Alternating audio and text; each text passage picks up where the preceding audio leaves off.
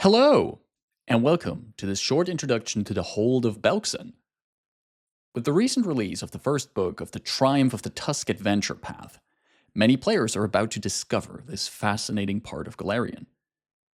With this video, I want to provide a very short rundown of the Hold's history and a few character concepts that can spark ideas for characters of your own. This video is not a deep dive.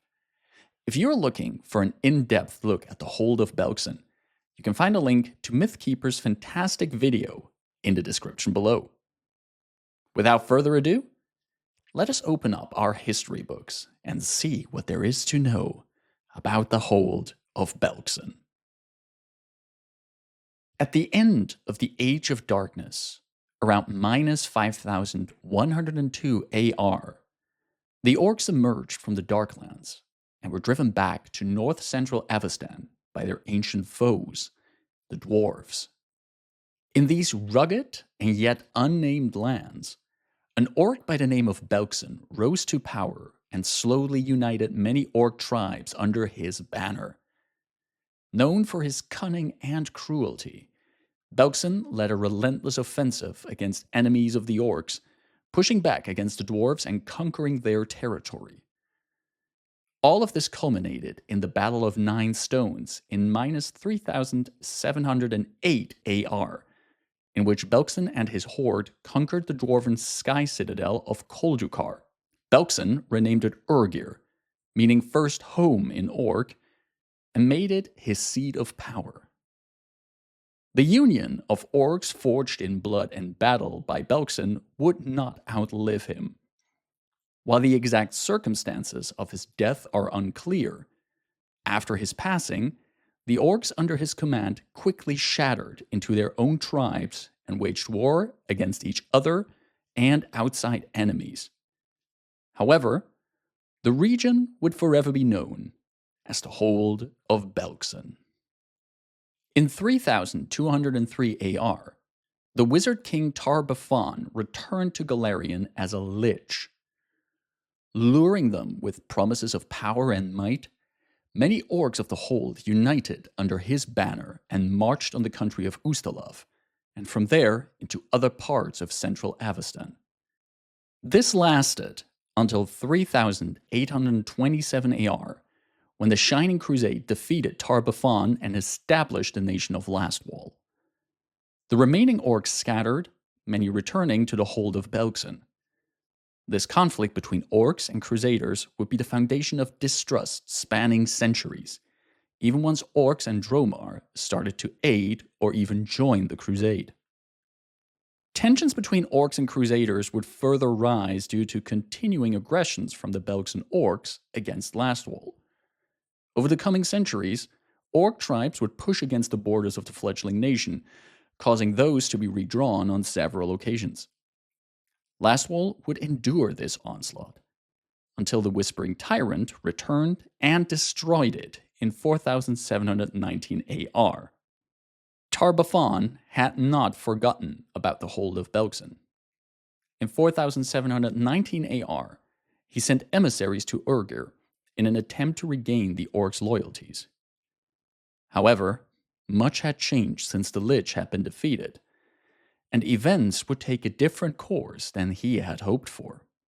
Earlier, in 4692 AR, Grosk Uldeth had seized control of Urgir, and from there spread his rule over large parts of the Hold.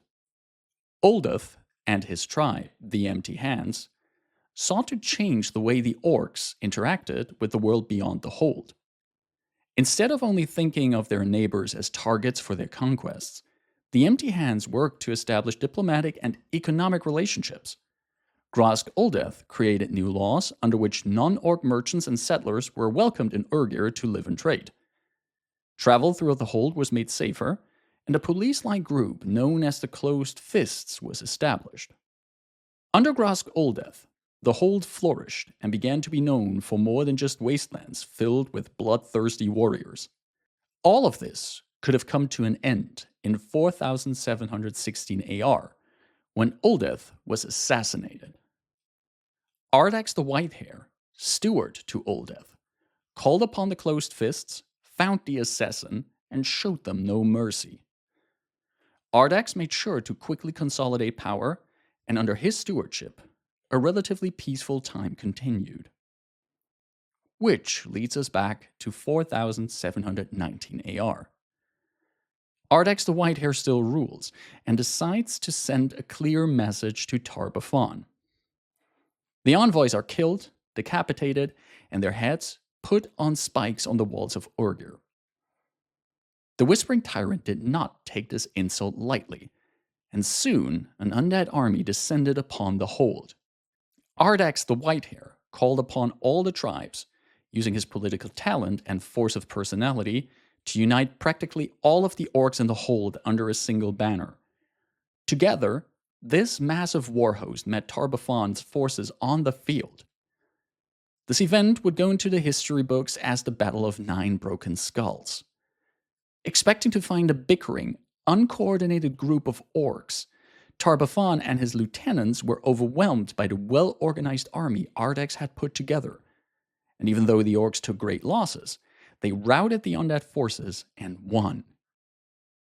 At the end of the battle, Ardax the Whitehair picked out 10 skulls of fallen enemies. He named 9 of them after undead that were defeated, and crushed them with his bare hands in front of the surviving orcs. The 10th skull he named Tar-Baphon, and adorned it with cow horns, keeping it as a mockery of the defeated, Whispering Tyrant. The Battle of 9 Broken Skulls solidified Ardax's rule. The remaining chieftains recognized him now as overlord of the Hold of Belkzen. Ardax reluctantly accepted the title, but still refers to himself as steward. Ever since then, the Hold has been flourishing and has become more open to the outside world.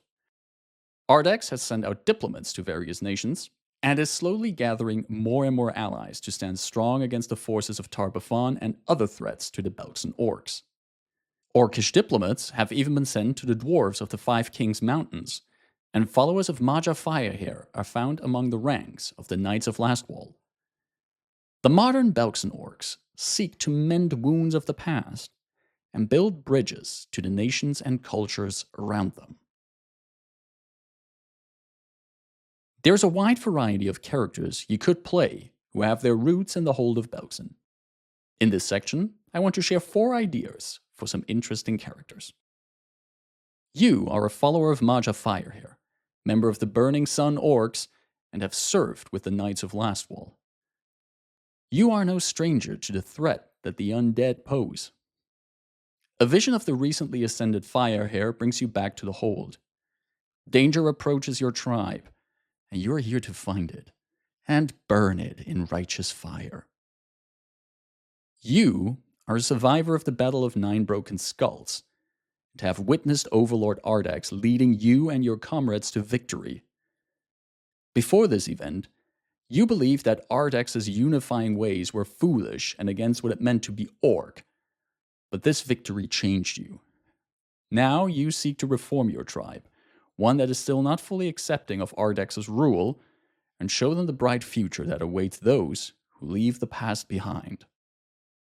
You are a Kolo, who came to the Hold many years ago as part of a mercenary band. That band has grown over the years, and in service to various tribes and factions, you have seen practically every corner of this nation. Money is no more the only thing that keeps you here, and you seek to become a part of one of the tribes now. You are a dwarf, and surely not from the Hold. In your years as ambassador of your people, you have seen the many faces the Hold shows to an outsider.